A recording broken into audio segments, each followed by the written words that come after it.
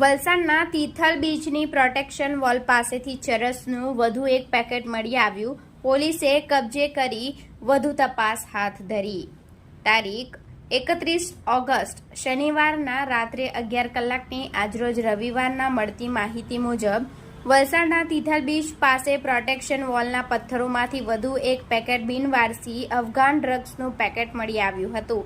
ઘટનાની જાણ વલસાડ સિટી પોલીસની ટીમને થતાં સિટી પોલીસની ટીમે તાત્કાલિક ઘટના સ્થળે પહોંચી અફઘાન ડ્રગ્સનું પેકેટ કબજે કરી આગળની તપાસ હાથ ધરી છે.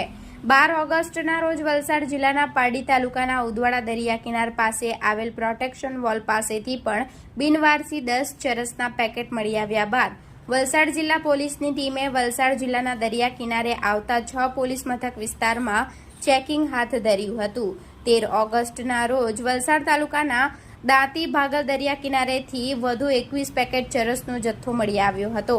મરીન સ્ટાફ પોલીસની ટીમે પેટ્રોલિંગ દરમિયાન ભાગલ દરિયા કિનારેથી 12 કરોડથી વધુનો મુદ્દામાલ કબજે કર્યો હતો. ગુજરાત એટીએસના માર્ગદર્શન હેઠળ વલસાડ એસઓજીની ટીમના નેતૃત્વમાં પારડી ડુંગરી પોલીસની ટીમ આગળની તપાસ હાથ ધરી રહી છે. 17 દિવસમાં વલસાડ જિલ્લાના 70 કિલોમીટરના દરિયા કિનારાથી કુલ 32 પેકેટ બિનવારસી ચરસના મળી આવ્યા છે.